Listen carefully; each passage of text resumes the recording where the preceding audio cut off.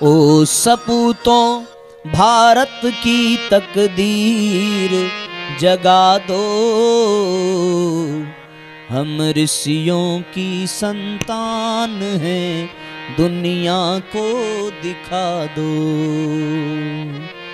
ओ हम ऋषियों की संतान हैं, दुनिया को दिखा दो।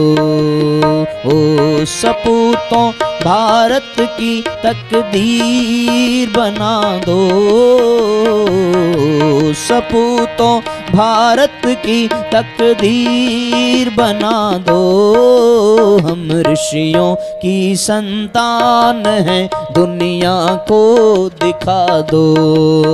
हम ऋषियों की संतान हैं, दुनिया को दिखा दो। ओ सपूतों, ओ सपूतों, एक साथ तालियां बजाइए और अपने व्यक्तित्व को पहचानिए। ओ सपूतों, ओ सपूतों,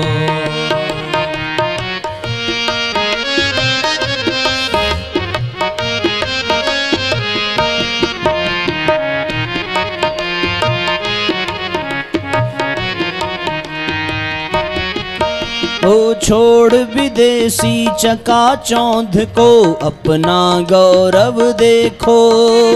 छोड़ विदेशी चकाचौंध को, अपना गौरव देखो। बंधन जो रोके हैं गति को, उनको तोड़ो फेंको। बंधन जो रोके हैं गति को, उनको तोड़ो फेंको।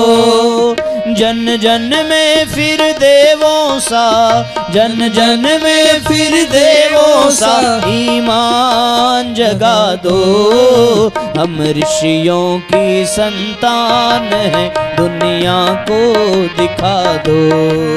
हम ऋषियों की संतान हैं, दुनिया को दिखा दो।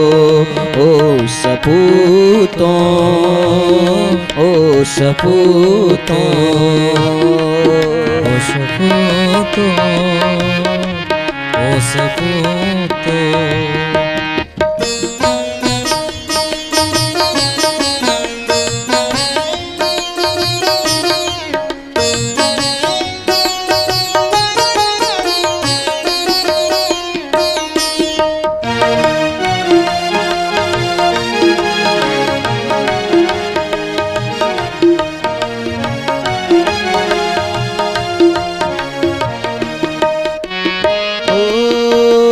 छोड़ याचना देना सीखो, देवभूमि के वासी।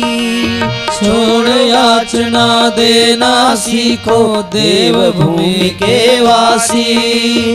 खिले फूल सी जियो जिंदगी, कर दो दूर उदासी। खिले फूल सी जियो जिंदगी, कर दो दूर उदासी। देवभूमि की दिव्य प्रेरणा, देवभूमि की दिव्य प्रेरणा, फिर भू पर फैला दो। हम ऋषियों की संतान हैं, दुनिया को दिखा दो। हम ऋषियों की संतान हैं, दुनिया को दिखा दो।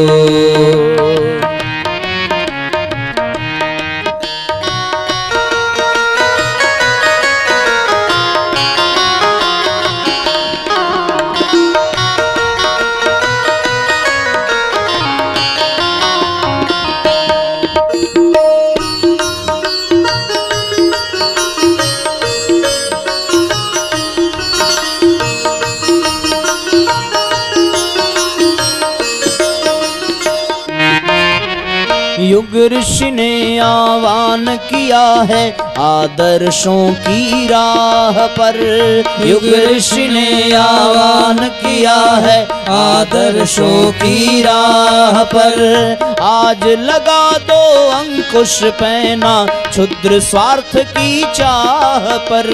आज लगा दो अंकुश पहना क्षुद्र स्वार्थ की चाह पर। त्याग तपस्या की सुगंध से, त्याग तपस्या की सुगंध से फिर भूख को महका दो। हम ऋषियों की संतान है, दुनिया को दिखा दो। हम ऋषियों की संतान है, दुनिया को दिखा दो।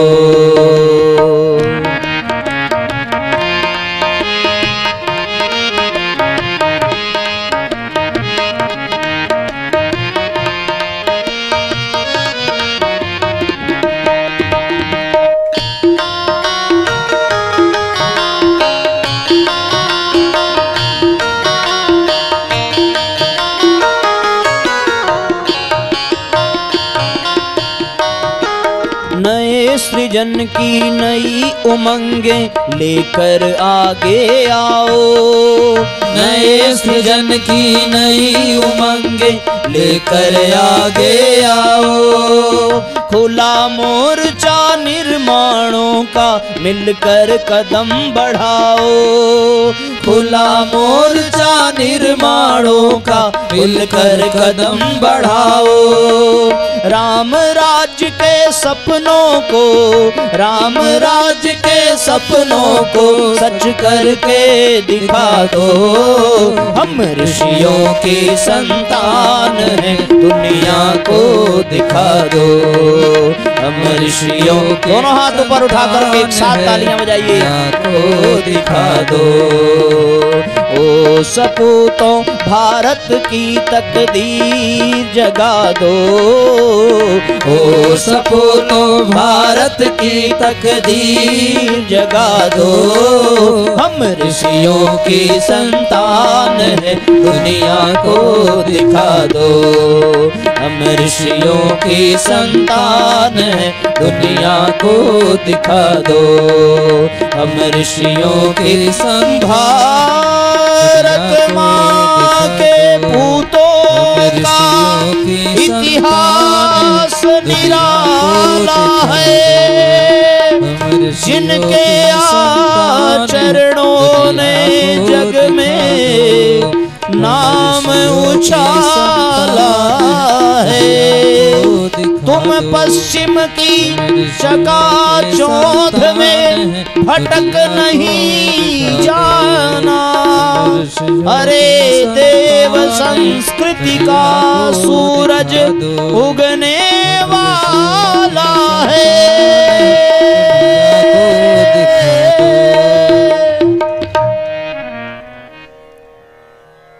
भारत माता की जय। भारत माता की जय। भारतीय संस्कृति की, भारतीय संस्कृति की जय हो।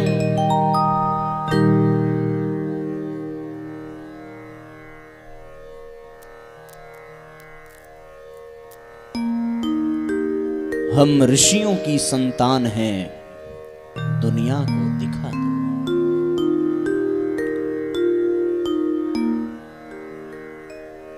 तो जिस प्रकार से मिट्टी के दीपक की जो मिट्टी है वो सुयोग्य है, सुपात्र है, उसी प्रकार हमारा भी जो इतिहास है वो सुयोग्य है, वो सुपात्र है। जैसे उस मिट्टी में संभावना थी दीपक बनने की, उसी प्रकार हमारे भी भीतर संभावना है प्रकाश को धारण करने की।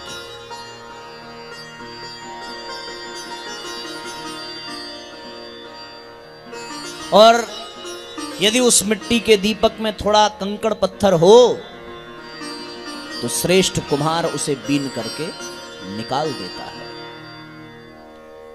अब हम तो गुरुजी से जुड़ गए, अब गुरुदेव का संरक्षण मिल गया।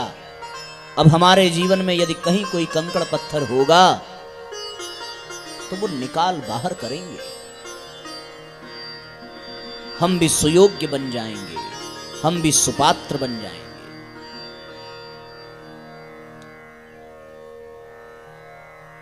लेकिन यात्रा इतने भर से पूरी नहीं होती। जब वो मिट्टी का दीपक सुपात्र सिद्ध हो गया, मिट्टी उसकी, तो वो कुम्हार क्या करता है, आपने देखा, उसमें जल मिलाता है, और जल शालीनता का प्रतीक है, जल शीतलता का प्रतीक है।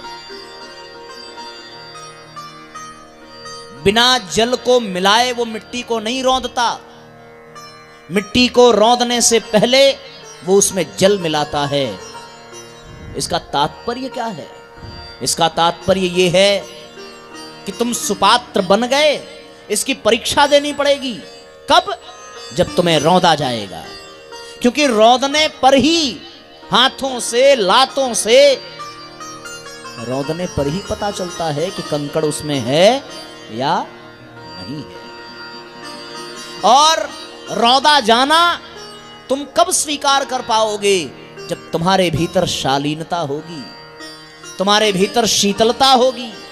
यदि शालीनता नहीं है तो जरा सी रौंदने पर तुम्हारा अहंकार जाग पड़ेगा, और अहंकार जगा तो तुम्हारी यात्रा समाप्त हो जाएगी। क्योंकि गुरु के सामने, जैसे उस कुम्हार के सामने वो मिट्टी दीपक में, जल में मिलकर के खुद को समर्पित कर देती है, उसी प्रकार गुरु के सामने यदि तुमने शालीनता पूर्वक आत्म निवेदन न किया, आत्मसमर्पण न किया, तो वो तुम्हें रौंद नहीं पाएगा, और रौंद नहीं पाएगा तो तुम्हारे भीतर के कंकड़ पत्थर को वो निकाल नहीं पाएगा।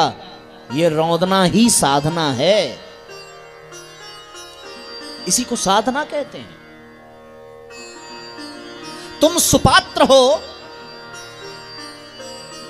तुम्हारी मिट्टी दीपक बनने के योग्य है, ये परीक्षण उपासना है। और सुपात्र बनने के पश्चात जब उसको रौंदा जाने लगा तो यही साधना है। उपासना से साधना की यात्रा इतनी भर है कि मिट्टी सुपात्र सिद्ध हो गई। तात्पर्य कि उस कुम्हार ने उस मिट्टी को स्वीकार कर लिया। तो आपकी पात्रता थी कि आपने समर्पण किया और गुरुजी ने आपको स्वीकार कर लिया, आपको दीक्षा दे दी। तो ये तो अभी दीपक बनने का पहला चरण भी पूरा नहीं हुआ, अभी तो शुरुआत थी भैया। और शुरुआत इतनी ही कि उस मिट्टी को अब उसमें जल मिलाया गया। जल मिलाने पर क्या होता है? जल मिलाने पर आपने देखा होगा कि भरभरी मिट्टी हो और उसमें जल मिलाइए तो वो नीचे दब जाती है, वो आपस में गुथ जाती है, और फिर उस गुथे हुए मिट्टी को वो कुम्हार लेता है और हाथों से, लातों से उसको रौंदना प्रारंभ करता है। जीवन को शानदार बनाने के लिए जब हम अपने आप को अपने गुरु के चरणों में समर्पित कर देते हैं तो हमारे जीवन में गुरुदेव अपने कृपा की जल मिला करके शालीनता प्रदान करते हैं। और फिर शालीनता से परिपूरित उस मिट्टी को जैसे कुम्हार रौंदता है, उसी प्रकार हमारे जीवन को भी गुरुदेव अनुकूल प्रतिकूल परिस्थितियों से घसीटते हुए, रौंदते हुए धीरे धीरे धीरे धीरे हमारी योग्यता को, हमारी पात्रता को और अधिक बढ़ाते जाते हैं। यदि हमने पूरी तरीके से शालीनता को स्वीकार किया और एक साथ गुंथे रहे तो हमारा ये संस्कार पूर्ण हो जाता है और हमारा रौंदना सार्थक हो जाता है। लेकिन हाँ, जिस मिट्टी में जल न मिला वो मिट्टी वहां टिक नहीं पाती, रौंदते समय वो बाहर हो जाती है। देखा है आप लोगों ने? आटा गूंथते हो ना, जो आटा पानी में मिल गया वो आटा बाहर नहीं जाता, पर जो आटा पानी में नहीं मिला दबाते ही वो आटा निकल करके बाहर हो जाता है। फिर उस आटे का कोई उपयोग नहीं रह जाता। फिर होता क्या है? फिर तो या तो वो पोछे में लगेगा या तो पैरों की ठोकर खाएगा, उसको कोई अन्न का सम्मान नहीं देगा। लेकिन वो आटा जो पानी में मिला रहा वो गुंथता जाता है। उसी प्रकार मिट्टी का वो कण, वो कंकड़ उस पानी में जब तक मिला है तब तक वो उसमें रौंदा जाता है। उसी से उसकी सार्थकता, उसी से उसकी पात्रता बढ़ती जाती है, योग्यता बढ़ती जाती है। तो जीवन में शालीनता नहीं घटनी चाहिए। शालीनता घटी इसका मतलब अब गुरु की कृपा तुम्हारे ऊपर से हटेगी। और शालीनता का तात्पर्य क्या है? विनम्र होना। शालीनता का तात्पर्य उद्दंड होना नहीं है। शालीनता का तात्पर्य, शालीनता हमारी वाणी में दिखना चाहिए, शालीनता हमारे व्यवहार में दिखना चाहिए, शालीनता हमारे कर्तृत्व में दिखना चाहिए। शालीनता की बड़ी महिमा है। पूज्य गुरुदेव ने लिखा है कि शालीनता वो माध्यम है कि इससे सब कुछ खरीदा जा सकता है। शालीनता में बड़ी ताकत होती है। व्यक्ति का शालीन होना उसकी वाणी से पता चलता है कि उसकी वाणी कितनी मधुर है। व्यक्ति का शालीन होना उसके व्यवहार से पता चलता है, उसकी आंखों से पता चलता है, उसके आचरण से पता चलता है। यही तो साधना है। 4 संयम में यही वाणी संयम है। वाणी को बहुत प्रेम से निकालना चाहिए, वाणी को बहुत संभाल कर निकालना चाहिए, वाणी को बहुत सोच करके निकालना चाहिए। ऐसी वाणी बोलिए मन का आपा खोए, औरन को शीतल करे आपहु शीतल हो। ऐसी वाणी। और हमारी स्थिति क्या है? हमारे जीवन में शालीनता है नहीं। हम क्या करते हैं? ऐसी वाणी बोलिए कि सुनते झगड़ा होए, औरन को पीटन लगे आपहु पीटन होए। शालीनता होती तो हमारी वाणी जोड़ने का काम करती है, और शालीनता नहीं है तो वाणी तोड़ने का काम करती है। यदि जुड़े रहे तो फिर हमारी साधना चलती रहेगी। गुरुदेव अपने हाथों से, अपने लातों से हमारे जीवन के उथल पुथल को समेटते हुए हमारा श्रृंगार करते रहेंगे। पर यदि वाणी की शालीनता न रही, आचरण की शालीनता न रही, होता है ना, कभी कभी हम अपने वाणी से अपने भावों को व्यक्त नहीं करते तो अपने आचरण से कर देते हैं। आप खुद ही सोचो, आपको गुस्सा आवे और किसी कारण आपको बोलना ना हो तो आप अपना क्रोध कैसे प्रकट करेंगे? आपके हाथ में जो सामान होगा उसी को उठाकर पटक देंगे। ऐसे ही तो करोगे। तो ये आचरण से शालीनता का प्रकट करना भी आवश्यक है। कुछ कुछ होते हैं जो बोलते नहीं हैं, पर अंदर गुस्सा भरा है तो वो गुस्सा उनके आचरण से निकल जाता है। पता चल जाता है कि ये क्रोध में है, भले उसने एक शब्द ना कहा हो। तो शालीनता आचरण में होनी चाहिए, शालीनता हमारी वाणी में होनी चाहिए। यदि वाणी में शालीनता नहीं होगी, आचरण में शालीनता नहीं होगी, तो हम जुड़े नहीं रह पाएंगे, हम फिर अलग हो जाएंगे, और अलग हुए तो हमारी कीमत समाप्त। इसलिए मिट्टी के दीपक का थीम बना करके मैं आपको उपासना, साधना, आराधना समझाने का प्रयत्न कर रहा हूं, जो दीक्षा लेने के बाद समझना अनिवार्य है। दीक्षा लेने के पश्चात जीवन में उपासना होनी चाहिए, साधना होनी चाहिए, आराधना होनी चाहिए।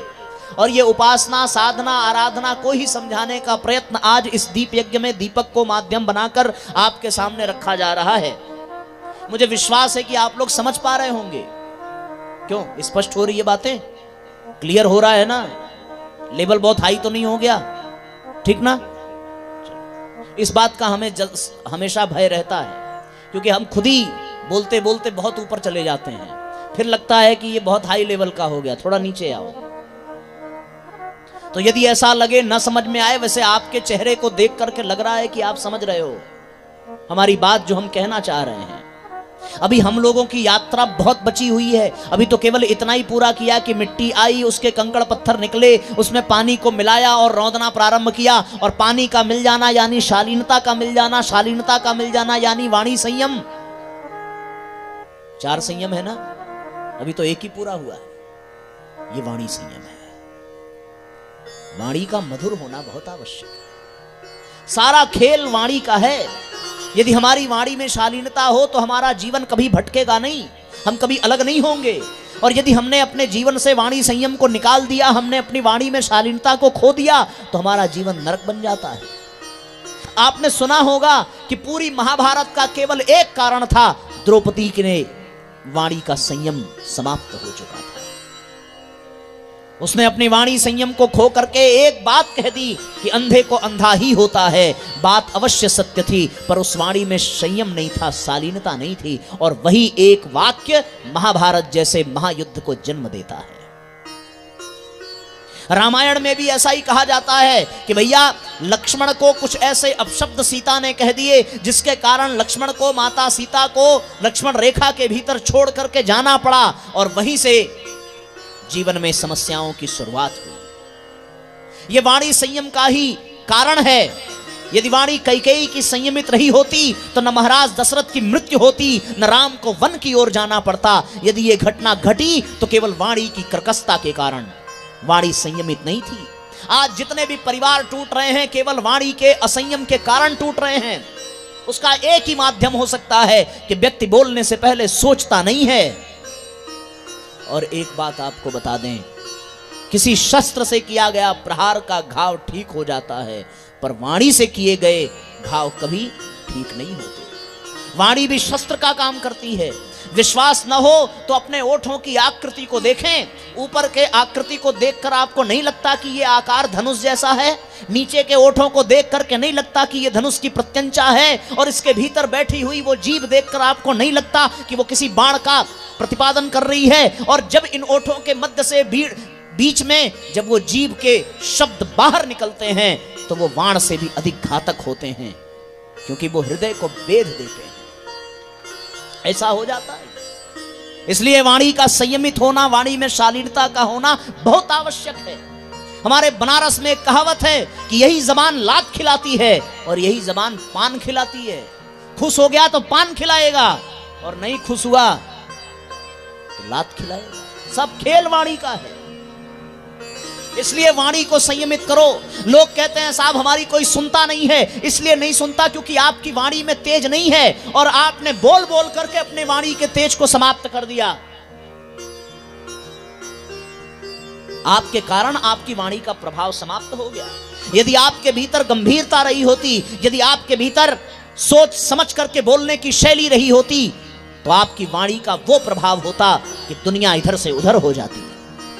बादल रोज नहीं बोलता, लेकिन जब बोलता है तो अच्छे अच्छों के हृदय में कंपन पैदा हो जाता है। समुद्र रोज नहीं बोलता, पर समुद्र जब बोलता है तो सुनामी आ जाती है। वायु डेली नहीं बोलती, लेकिन जब बोलती है तो तिनके के समान बड़े बड़े महलों को उखाड़ करके फेंक देती है। धरती रोज नहीं बोलती, लेकिन जब धरती बोलती है तो भूकंप आ जाता है और दुनिया में त्राही त्राही मच जाती है। उसी प्रकार भगवान रोज नहीं बोलता, लेकिन भगवान जब बोलता है तो बड़े बड़े शत्रु भी पराजित हो जाते हैं। वाणी का यह प्रभाव है। हमें अपनी वाणी को प्रभावशाली बनाना है, और इसीलिए सवेरे यह कहा था कि हमें सप्ताह में 2 घंटे मौन व्रत रखने की आवश्यकता है, जिससे हमारी वाणी गंभीर बन सके, हमारी वाणी पवित्र बन सके। वाणी को अपने पवित्र बनाइए। उसके लिए अपशब्द का प्रयोग मत करिए। जितना अधिक आप अपशब्द का प्रयोग करेंगे उतनी ही वाणी की गरिमा समाप्त होती जाएगी। इसलिए वाणी को शुद्ध पवित्र चैतन्य बनाने के लिए वाणी में शालीनता को लाना पड़ेगा, और सोच समझ करके एक एक शब्द बोलना पड़ेगा। किसी महान दार्शनिक ने कहा है कि यदि आपको एक वाक्य बोलना हो तो प्रयास करिए कि एक शब्द में काम चल जाए। यदि आपको एक शब्द बोलना है तो प्रयत्न करें कि एक अक्षर में काम चल जाए, और यदि आपको एक अक्षर बोलना है तो प्रयत्न करिए इशारे में काम चल जाए, बोलना न पड़े। जो बोलता है वो अपने वाणी के प्रभाव को समाप्त कर देता है। और साधना में सबसे पहली बात क्या है? वाणी संयम, मौन।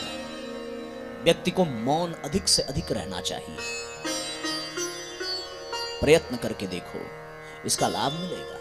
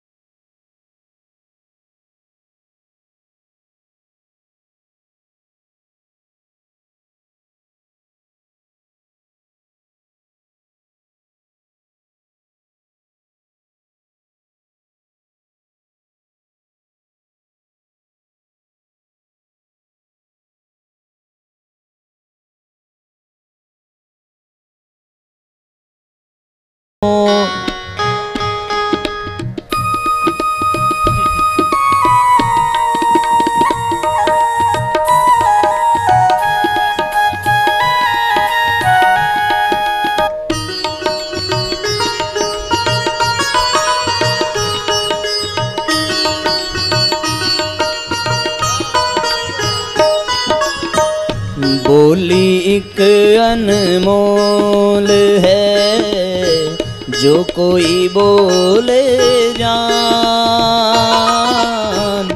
बोली एक अनमोल है जो कोई बोले जान। ये तराजू तोल के तब मुख बाहर आन, कबीरा तब मुख बाहर आन, तब मुख बाहर आन रे भैया, तब मुख बाहर आन।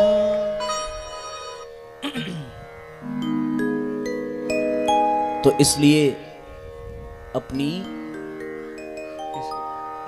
वाणी को मधुर बनाइए। भगवान ने पूरे शरीर में हड्डियां दी हैं, पर जीभ में एक भी हड्डी नहीं दी। क्यों? क्योंकि जीवा कोमल रहनी चाहिए। कोमल होगी तो कोमल शब्द निकलेंगे, और अगर कोमल शब्द ना निकलें तो इस जीभ को निकाल कर फेंक देना चाहिए।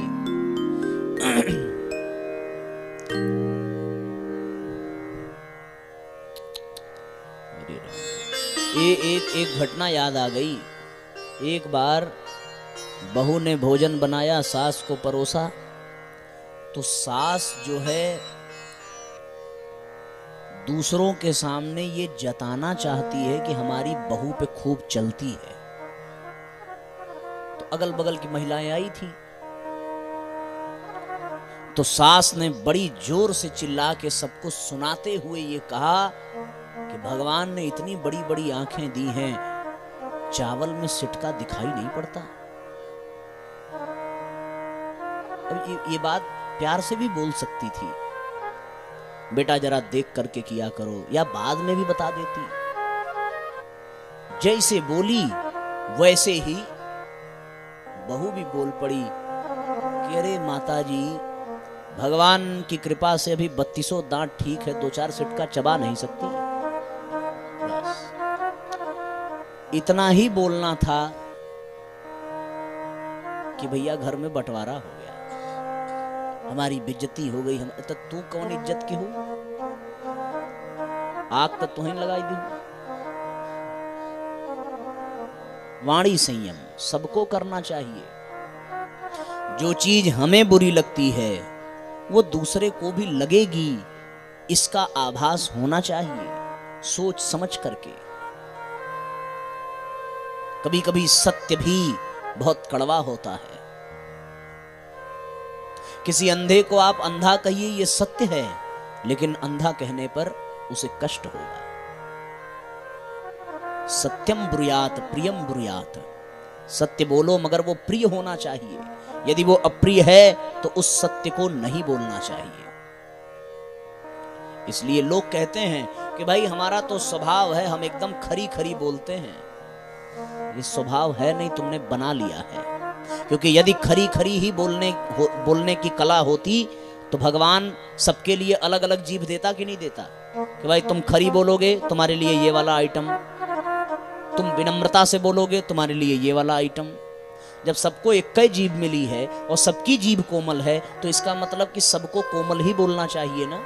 तो जो ये कहे कि भाई हम तो एकदम जैसा रहे एकदम खरा खरा बोल देते हैं इसीलिए हम बुरे हैं, तो सही बात है कि वो वास्तव में बुरा है। ऐसे कैसे खरा खरा बोल देता है भाई? तो इससे बचना चाहिए। यदि आप चाहते हैं कि आपका विकास हो, आपका लोग सम्मान करें और आप पर विश्वास करें, तो कब होगा? जब आपकी वाणी में संयम होगा।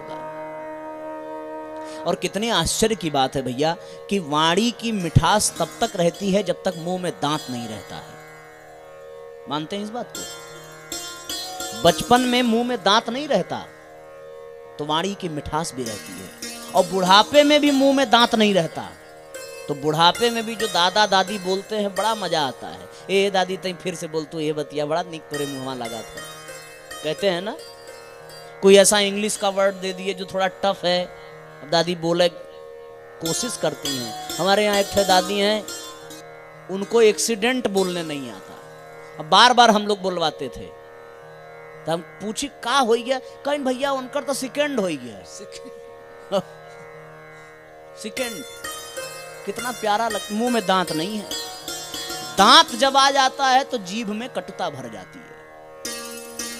मानते हो कि इस बात को? ऐसा ऐसा शब्द सुनने को मिलता है कि महाराज दिल गदगद हो जाता है।